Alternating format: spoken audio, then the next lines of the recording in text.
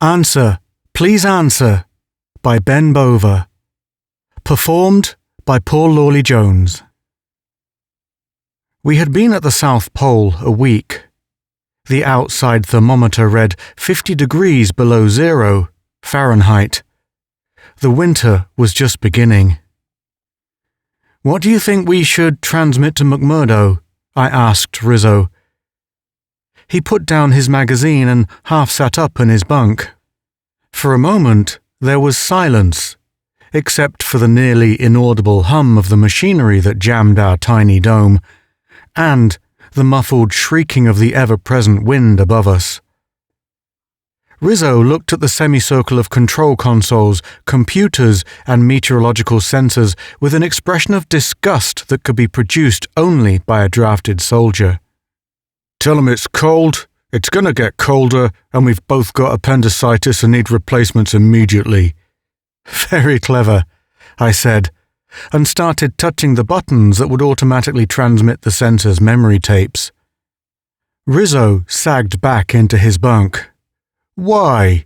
he asked the curved ceiling of our cramped quarters. "Why me? Why here? What did I ever do to deserve spending the whole goddamned winter at the goddamn South Pole?" "It's strictly impersonal," I assured him. "Some bright young meteorologist back in Washington has convinced the Pentagon that the South Pole is the key to the world's weather patterns. So here we are." "It doesn't make sense," Rizzo continued, unhearing. His dark, broad-boned face was a picture of wronged humanity. "Everybody knows that when the missiles start flying, they'll be coming over the North Pole. The goddamned army is 180 degrees off base." "That's about normal for the army, isn't it?" I was a drafted soldier too. Rizzo swung out of the bunk and paced across the dimly lit room. It only took half a dozen paces. The dome was small, and most of it was devoted to machinery. "Don't start acting like a caged lion," I warned. "It's going to be a long winter." "Yeah, guess so." He sat down next to me at the radio console and pulled a pack of cigarettes from his shirt pocket. He offered one to me, and we both smoked in silence for a minute or two. "Got anything to read?" I grinned.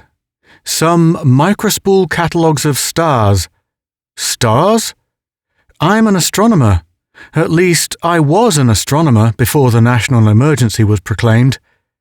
Rizzo looked puzzled. "But I never heard of you." "Why should you? I'm an astronomer too." "I thought you were an electronicist." He pumped his head up and down.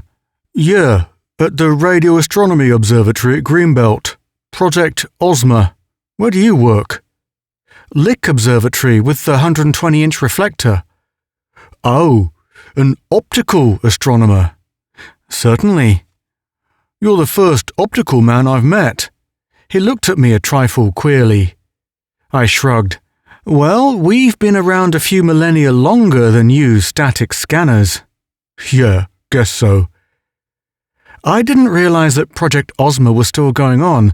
Have you had any results yet?" It was Rizzo's turn to shrug. "Nothing yet. The project has been shelved for the duration of the emergency, of course. If there's no war and the dish doesn't get bombed out, we'll try again." "Still listening to the same two stars?" "Yeah, Tau Ceti and Epsilon Eridani. They're the only two Sun-type stars within reasonable range that might have planets like Earth." "And you expect to pick up radio signals from an intelligent race?" "Hope to." I flicked the ash off my cigarette. "You know, it always struck me as rather hopeless, trying to find radio signals from intelligent creatures." "What do you mean, hopeless?" "Why should an intelligent race send radio signals out into interstellar space?" I asked. "Think of the power it requires, and the likelihood that it's all wasted effort because there's no one within range to talk to." "Well, it's worth a try, isn't it? If you think there could be intelligent creatures somewhere else, on a planet of another star." "We're trying to find another intelligent race. Are we transmitting radio signals?" "No," he admitted. Congress wouldn't vote the money for a transmitter that big. Exactly, I said. We're listening but not transmitting. Rizzo wasn't discouraged. Listen, the chances, just on statistical figuring alone, the chances are that there are millions of other solar systems with intelligent life. We've got to try contacting them. They might have knowledge that we don't have, answers to questions that we can't solve yet. I completely agree, I said, but listening for radio signals is the wrong way to do it. Huh? Radio broadcasting requires too much power to cover interstellar distances efficiently. We should be looking for signals, not listening for them. Looking? Lasers, I said, pointing to the low-key lights over the consoles. Optical lasers. Super lamps shining out in the darkness of the void. Pump in a modest amount of electrical power, excite a few trillion atoms, and out comes a coherent, pencil-thin beam of light that can be seen for millions of miles. Millions of miles aren't light years, Rizzo muttered. We're rapidly approaching the point where we'll have lasers capable of light-year ranges. I'm sure that some intelligent race somewhere in this galaxy has achieved the necessary technology to signal from star to star by light beams. Then how come we haven't seen any? Rizzo demanded. Perhaps we already have. What? We've observed all sorts of variable stars. Cepheids, RR Lyrae, T Tauris. We assume that what we see are stars, pulsating and changing brightness for reasons that are not natural but unexplainable to us. Now, suppose that what we are really viewing are laser beams, signaling from planets that circle stars too faint to be seen from Earth. In spite of himself, Rizzo looked intrigued. It would be fairly simple to examine the spectra of such light sources and determine whether they're natural stars or artificial laser beams. Have you tried it? I nodded. And? I hesitated long enough to make him hold his breath, waiting for my answer. No soap. Every variable star I've examined is a real star. He let out his breath in a long, disgusted puff. You were kidding all along. I thought so. Yes, I said. I suppose I was. Time dragged along in the weather dome. I had managed to smuggle a small portable telescope along with me and tried to make observations whenever possible. But the weather was usually too poor. Rizzo, almost in desperation for something to do, started to build an electronic image amplifier for me. Our one link with the rest of the world was our weekly radio message from McMurdo. The times for these messages were randomly scrambled so that the chances of their being intercepted or jammed were lessened, and we were ordered to maintain strict radio silence. As the weeks sloughed on, we learned that one of our manned satellites had been boarded by the Reds at gunpoint. Our space crews had put 2 Red automated spy satellites out of commission. Shots had been exchanged on an ice island in the Arctic, and 6 different nations were testing nuclear bombs. We didn't get any mail, of course. Our letters would be waiting for us at McMurdo when we were relieved. I thought about Gloria and our 2 children quite a bit, and tried not to think about the blast and fallout patterns in the San Francisco area where they were. My wife hounded me until I spent pretty nearly every damn cent I had on a shelter under the house, Rizzo told me. Damn shelter is fancier than the house. She's the social leader of the disaster set. If we don't have a war, she's going to feel damned silly. I said nothing. The weather had cleared and steadied for a while. Days and nights were indistinguishable during the long Antarctic winter, and I split my time evenly between monitoring the meteorological sensors and observing the stars. The snow had covered the dome completely, of course, but our snorkel burrowed through it and out into the air. "This dome's just like a submarine, only we're submerged in snow instead of water," Rizzo observed. "I just hope we don't sink to the bottom." "The calculations show that we'll be all right." He made a sour face. "Calculations proved that airplanes would never get off the ground." The storms closed in again, but by the time they cleared once more, Rizzo had completed the image amplifier for me. Now, with the tiny telescope I had, I could see almost as far as a professional instrument would allow. I could even lie comfortably in my bunk, watch the amplifier's view screen, and control the entire setup remotely. Then it happened. At first, it was simply a curiosity, an oddity. I happened to be studying a Cepheid variable star, one of the huge, very bright stars that pulsate so regularly that you can set your watch by them. It had attracted my attention because it seemed to be unusually close for a Cepheid, only 700 light-years away. The distance could be easily gauged by timing the star's pulsations. I talked Rizzo into helping me set up a spectrometer. We scavenged shamelessly from the dome's spare parts bin and finally produced an instrument that would break up the light of the star into its component wavelengths, and thereby tell us much about the star's chemical composition and surface temperature. At first, I didn't believe what I saw. The star's spectrum, a broad rainbow of colors, was crisscrossed with narrow, dark lines. That was all right. They're called absorption lines. The sun has thousands of them in its spectrum. But one line, was an insolently bright emission line. All the laws of physics and chemistry said it couldn't be there. But it was. We photographed the star dozens of times. We checked our instruments ceaselessly. I spent hours scanning the star's official spectrum in the microspool reader. The bright emission line was not on the catalog spectrum. There was nothing wrong with our instruments. Yet the bright line showed up. It was real. "I don't understand it," I admitted.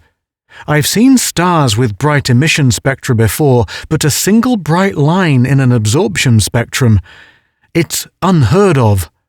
One single wavelength, one particular type of atom at one precise energy level. Why? Why is it emitting energy when the other wavelengths aren't?" Rizzo was sitting on his bunk, puffing a cigarette. He blew a cloud of smoke at the low ceiling. "Maybe it's one of those laser signals you were telling me about a couple weeks ago." I scowled at him. "Come on now, I'm serious. This thing has me puzzled." "Now wait a minute. You're the one who said radio astronomers were straining their ears for nothing. You're the one who said we ought to be looking. So look." He was enjoying his revenge. I shook my head and turned back to the meteorological equipment. But Rizzo wouldn't let up. "Suppose there's an intelligent race living on a planet near a Cepheid variable star. They figure that any other intelligent creatures would have astronomers who'd be curious about their star, right? So they send out a laser signal that matches the star's pulsations. When you look at the star, you see their signal. What's more logical?" "All right," I groused. "You've had your joke." "Tell you what," he insisted. "Let's put that one wavelength into an oscilloscope and see if a definite signal comes out. Maybe it'll spell out, 'Take me to your leader' or something." I ignored him and turned my attention to army business. The meteorological equipment was functioning perfectly, but our orders read that one of us had to check it every 12 hours. So I checked, and tried to keep my eyes from wandering as Rizzo tinkered with a photocell and oscilloscope. "There we are," he said at length. "Now let's see what they're telling us." In spite of myself, I looked up at the face of the oscilloscope. A steady, gradually sloping greenish line was traced across the screen. "No message," I said. Rizzo shrugged elaborately. "If you leave the scope on for 2 days, you'll find that the line makes a full swing from peak to null," I informed him. "The star pulsates every 2 days, bright to dim." "Let's turn up the gain," he said, and he flicked a few knobs on the front of his scope. The line didn't change at all. "What's the sweep speed?" I asked. 1 nanosecond per centimeter. That meant that each centimeter-wide square on the screen's face represented 1/1000th of a second. There are as many nanoseconds in 1 second as there are seconds in 32 years. "Well, if you don't get a signal at that sensitivity, there just isn't any signal there," I said. Rizzo nodded. He seemed slightly disappointed that his joke was at an end. I turned back to the meteorological instruments, but I couldn't concentrate on them. Somehow, I felt disappointed too. Subconsciously, I suppose, I had been hoping that Rizzo actually would detect a signal from the star. Fool, I told myself. But what could explain that bright emission line? I glanced up at the oscilloscope again. And suddenly, the smooth, steady line broke into a jagged series of millions of peaks and nulls. I stared at it. Rizzo was back on his bunk again, reading one of his magazines. I tried to call him, but the words froze in my throat. Without taking my eyes from the flickering scope, I reached out and touched his arm. He looked up. "Holy Mother of God," Rizzo whispered. For a long time, we stared silently at the fluttering line dancing across the oscilloscope screen, bathing our tiny dome in its weird greenish light. It was eerily fascinating, hypnotic. The line never stood still. It jabbered and stuttered, a series of millions of little peaks and nulls, changing almost too fast for the eye to follow, up and down, calling to us, speaking to us, up, down, never still, never quiet, constantly flickering its unknown message to us. "Can it be people?" Rizzo wondered. His face, bathed in the greenish light, was suddenly furrowed, withered, ancient, a mixture of disbelief and fear. "What else could it be?" I heard my own voice answer. "There's no other explanation possible." We sat mutely for God knows how long. Finally, Rizzo asked, "What do we do now?" The question broke our entranced mood. What do we do? What action do we take? We're thinking men, and we've been contacted by other creatures that can think, reason, send a signal across 700 light-years of space. So don't just sit there in stupefied awe. Use your brain.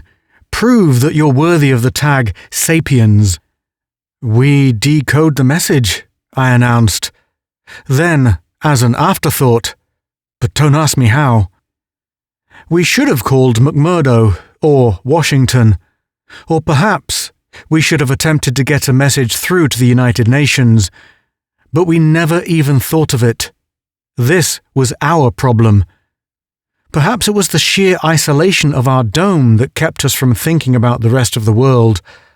Perhaps it was sheer luck. "If they're using lasers," Rizzo reasoned, "they must have a technology something like ours." "Must have had," I corrected. "That message is 700 years old, remember? They were playing with lasers when King John was signing the Magna Carta and Genghis Khan owned most of Asia. Lord knows what they have now." Rizzo blanched and reached for another cigarette. I turned back to the oscilloscope. The signal was still flashing across its face. "They're sending out a signal," I mused, "probably at random, just beaming it out into space, hoping that someone, somewhere, will pick it up. It must be in some form of code, but a code that they feel can be easily cracked by anyone with enough intelligence to realize that there's a message there. Sort of an interstellar Morse code. I shook my head. Morse code depends on both sides knowing the code. There's no key. Cryptographers crack codes. Sure, if they know what language is being used. We don't know the language, we don't know the alphabet, the thought processes, nothing. But it's a code that can be cracked easily, Rizzo muttered. Yes, I agreed. Now what the hell kind of code can they assume will be known to another race that they've never seen? Rizzo leaned back on his bunk, and his face was lost in shadows. An interstellar code, I rambled on. Some form of presenting information that would be known to almost any race intelligent enough to understand lasers. Binary, Rizzo snapped, sitting up on the bunk. What? Binary code. To send a signal like this, they've got to be able to write a message in units that are only a billionth of a second long. That takes computers, right? Well, if they have computers, they must figure that we have computers. Digital computers run on binary code. Off or on, go or no go. It's simple. I'll bet we can slap that signal on a tape and run it through our computer here. To assume that they use computers exactly like ours, maybe the computers are completely different, Rizzo said excitedly, but the binary code is basic to them all. I'll bet on that. And this computer we've got here, this transistorized baby, she can handle more information than the whole army could feed into her. I'll bet nothing has been developed anywhere that's better for handling simple 1+1 types of operations. I shrugged. All right, it's worth a trial. It took Rizzo a few hours to get everything properly set up. I did some arithmetic while he worked. If the message was in binary code, that meant that every cycle of the signal, every flick of the dancing line on our screen, carried a bit of information. The signal's wavelength was 5,000 angstroms. There are 100 million angstrom units to the centimeter.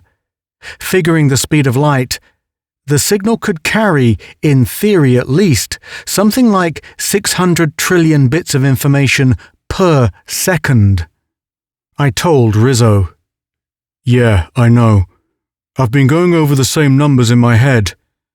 He set a few switches on the computer control board. Now let's see how many of the 600 trillion we can pick up. He sat down before the board and pressed a series of buttons. We watched, hardly breathing, as the computer's spools began spinning and the indicator lights flashed across the control board. Within a few minutes, the printer chugged to life. Rizzo swiveled his chair over to the printer and held up the unrolling sheet in a trembling hand. Numbers. 6-digit numbers. Completely meaningless. Gibberish, Rizzo snapped. It was peculiar.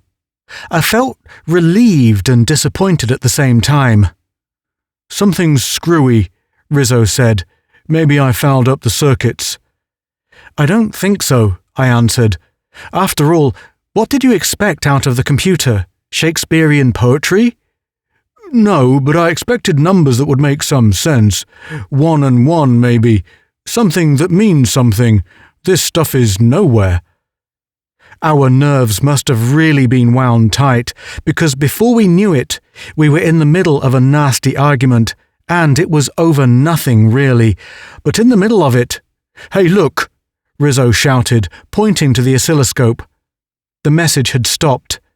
The scope showed only the calm, steady line of the star's basic 2-day-long pulsation. It suddenly occurred to us that we hadn't slept for more than 36 hours, and we were both exhausted. We forgot the senseless argument. The message was ended. Perhaps there would be another, perhaps not. We had the telescope, spectrometer, photocell, oscilloscope, and computer set to record automatically. We collapsed into our bunks. I suppose I should have had monumental dreams. I didn't. I slept like a dead man. When we woke up, the oscilloscope trace was still quiet. "You know," Rizzo muttered, "it might just be a fluke. I mean, maybe the signals don't mean a damned thing. The computer is probably translating nonsense into numbers just because it's built to print out numbers and nothing else." "Not likely," I said. "There are too many coincidences to be explained. We're receiving a message, I'm certain of it. Now we've got to crack the code." As if to reinforce my words, the oscilloscope trace suddenly erupted into the same flickering pattern. The message was being sent again. We went through 2 weeks of it. The message would run through for 7 hours, then stop for 7. We transcribed it on tape 48 times and ran it through the computer constantly. Always the same result. 6-digit numbers, millions of them. There were 6 different 7-hour-long messages being repeated one after the other, constantly. We forgot the meteorological equipment. We ignored the weekly messages from McMurdo. The rest of the world became a meaningless fiction to us. There was nothing but the confounded, tantalizing, infuriating, enthralling message. The national emergency, the bomb tests, families, duties, all transcended, all forgotten. We ate when we thought of it, and slept when we couldn't keep our eyes open any longer. The message. What was it? What was the key to unlock its meaning? "It's got to be something universal," I told Rizzo. "Something universal in the widest sense of the term." He looked up from his desk, which was wedged in between the end of his bunk and the curving dome wall. The desk was littered with printout sheets from the computer, each one of them part of the message. "You've only said that 500,000 times in the past couple of weeks. What the hell is universal? If you can figure that out, you're damned good."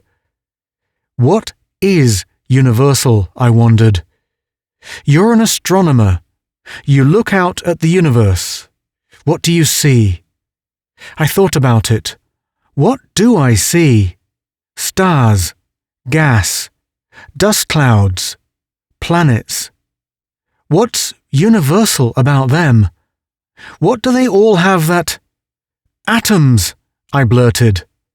Rizzo cocked a wary eye at me. "Atoms?" "Atoms. Elements. Look." I grabbed up a fistful of the sheets and thumbed through them. "Look, each message starts with a list of numbers. Then there's a long blank to separate the opening list from the rest of the message. See? Every time, the same length list." "So?" "The periodic table of the elements," I shouted into his ear. "That's the key." Rizzo shook his head. "I thought of that 2 days ago. No soap. In the first place, the list that starts each message isn't always the same. It's the same length, all right, but the numbers change. In the second place, it always begins with 100,000. I looked up the atomic weight of hydrogen. It's 1.008 something. That stopped me for a moment. But then, something clicked into place in my mind. Why is the hydrogen weight 1.008? Before Rizzo could answer, I went on. For 2 reasons. The system we use arbitrarily rates oxygen as 16 even, right? All the other weights are calculated from oxygens. And we also give the average weight of an element, counting all its isotopes. Our weight for hydrogen also includes an adjustment for tiny amounts of deuterium and tritium, right? Well, suppose they have a system that rates hydrogen as a flat 1.00000. Doesn't that make sense? "You're getting punchy," Rizzo grumbled. What about the isotopes? How can they expect us to handle decimal points if they don't tell us about them? Mental telepathy?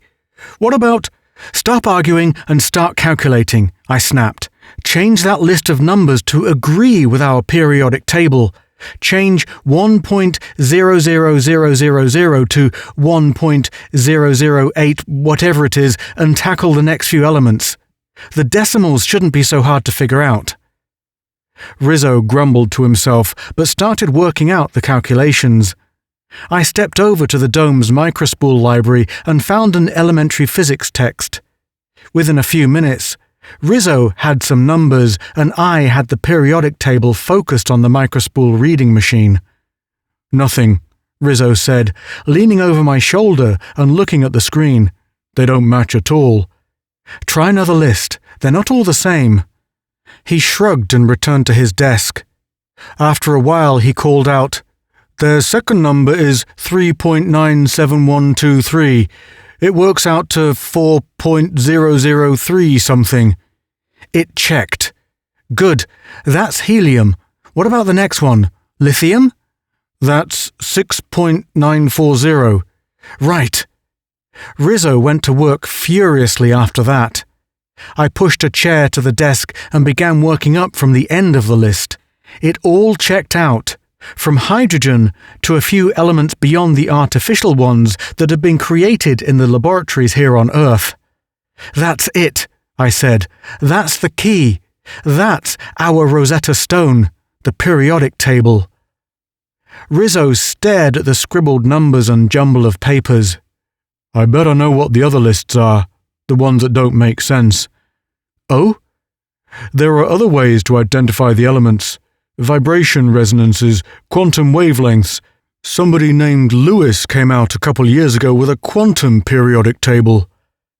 They're covering all the possibilities. There are messages for many different levels of understanding. We just decoded the simplest one. Yeah.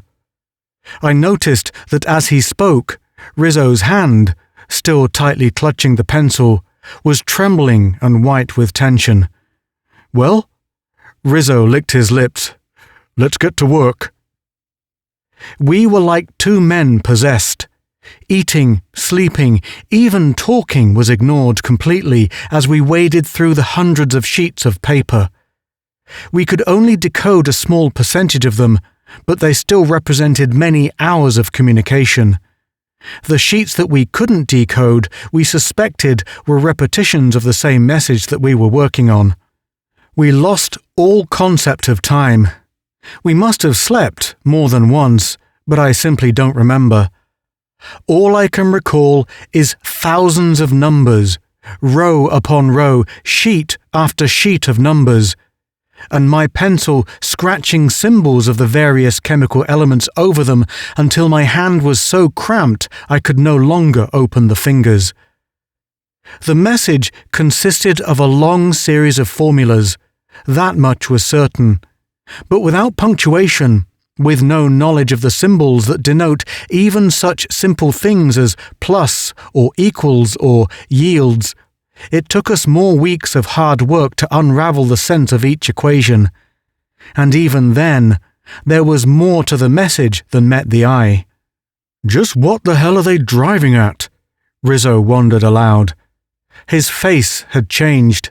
It was thinner, hollow-eyed, weary, covered with a scraggly beard. Then you think there's a meaning behind all these equations too? He nodded. It's a message. Not just a contact. They're going to an awful lot of trouble to beam out this message, and they're repeating it every 7 hours. They haven't added anything new in the weeks we've been watching. I wonder how many years or centuries they've been sending out this message, waiting for someone to pick it up, looking for someone to answer them. Maybe we should call Washington. No. Rizzo grinned. Afraid of breaking radio silence? Hell no. I just want to wait until we're relieved so we can make this announcement in person. I'm not going to let some old Weezer in Washington get credit for this. Besides, I want to know just what they're trying to tell us. It was agonizing, painstaking work. Most of the formulas meant nothing to either one of us. We had to ransack the dome's meager library of microspools to piece them together. They started simply enough. Basic chemical combinations. Carbon and 2 oxygens yield CO2. 2 hydrogens and oxygen give water. A primer, not of words, but of equations. The equations became steadily longer and more complex. Then abruptly, they simplified, only to begin a new deepening, simplify again, and finally become very complicated just at the end. The last few lines were obviously repetitious. Gradually, their meaning became clear to us. The first set of equations started off with simple, naturally occurring energy-yielding formulas. The oxidation of cellulose. We found the formula for that in an organic chemistry text left behind by one of the dome's previous occupants, which probably referred to the burning of plants and vegetation. A string of formulas that had groupings in them and I dimly recognized as amino acids, no doubt something to do with digesting food. There were many others, including a few that Rizzo claimed had the expression for chlorophyll in them. Naturally occurring energy-yielding reactions, Rizzo summarized. They're probably trying to describe the biological setup on their planet. It seemed an inspired guess. The second set of equations again began with simple formulas. The cellulose burning reaction appeared again, but this time it was followed by equations dealing with the oxidation of hydrocarbons. Coal and oil burning? A long series of equations that bore repeatedly the symbols for many different metals came up next, followed by more on hydrocarbons, and then a string of formulas that we couldn't decipher at all. This time, it was my guess. These looked like energy-yielding reactions too, at least in the beginning, but they don't seem to be naturally occurring types. Then comes a long story about metals. They're trying to tell us the history of their technological development, burning wood, coal and eventually oil, smelting metals. They're showing us how they developed their technology. The final set of equations began with an ominous simplicity. A short series of very brief symbols that had the net result of 4 hydrogen atoms building into a helium atom. Nuclear fusion. That's the proton-proton reaction, I explained to Rizzo, the type of fusion that goes on in the sun. The next series of equations spelled out the more complex carbon-nitrogen cycle of nuclear fusion, which was probably the primary energy source of their own Cepheid variable star. Then came a long series of equations that we couldn't decode in detail, but the symbols for uranium and plutonium and some of the heavier elements kept cropping up. Then came one line that told us the whole story. The lithium hydride equation, nuclear fusion bombs. The equations went on to more complex reactions, formulas that no man on Earth had ever seen before. They were showing us the summation of their knowledge, and they had obviously been dealing with nuclear energies for much longer than we have on Earth. But interspersed among the new equations, they repeated a set of formulas that always began with the lithium hydride fusion reaction. The message ended in a way that wrenched my stomach. The fusion bomb reaction and its cohorts were repeated 10 straight times. I'm not sure of what day it was on the calendar, but the clock on the master control console said it was well past 11. Rizzo rubbed a weary hand across his eyes. Well, what do you think? It's pretty obvious, I said. They have the bombs. They've had them for quite some time. They must have a lot of other weapons too, more advanced. They're trying to tell us their history with the equations. First, they depended on natural sources of energy, plants and animals. Then they developed artificial energy sources and built up a technology. Finally, they discovered nuclear energy. How long do you think they've had the bombs? Hard to tell. A generation? A century? What difference does it make? They have them. They probably thought at first that they could learn to live with them. But imagine what it must be like to have those weapons at your fingertips for a century. Forever. Now they're so scared of them that they're beaming their whole history out into space, looking for someone to tell them how to live with the bombs, how to avoid using them. You could be wrong, Rizzo said. They could be boasting about their arsenal. Why?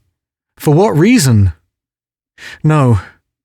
The way they keep repeating those last equations, they're pleading for help. Rizzo turned to the oscilloscope. It was flickering again. Think it's the same thing? No doubt. You're taping it anyway, aren't you? Yeah, sure, automatically. Suddenly, in mid-flight, the signal winked off. The pulsations didn't simply smooth out into a steady line as they had before. The screen simply went dead. That's funny, Rizzo said, puzzled. He checked the oscilloscope. Nothing wrong here. Something must have happened to the telescope. Suddenly, I knew what had happened. Take the spectrometer off and turn on the image amplifier, I told him. I knew what we would see. I knew why the oscilloscope beam had suddenly gone off scale. And the knowledge was making me sick. Rizzo removed the spectrometer setup and flicked the switch that energized the image amplifier's view screen. Holy God! The dome was flooded with light. The star had exploded. They had the bombs all right, I heard myself saying, and they couldn't prevent themselves from using them. And they had a lot more too. Enough to push their star past its natural limits. Rizzo's face was etched in the harsh light. I've got to get out of here, he muttered, looking all around the cramped dome. I've got to get back to my wife and find some place where it's safe. Someplace? I asked, staring at the screen. Where? You have been listening to Answer, Please Answer by Ben Bova. Performed by Paul Lawley Jones.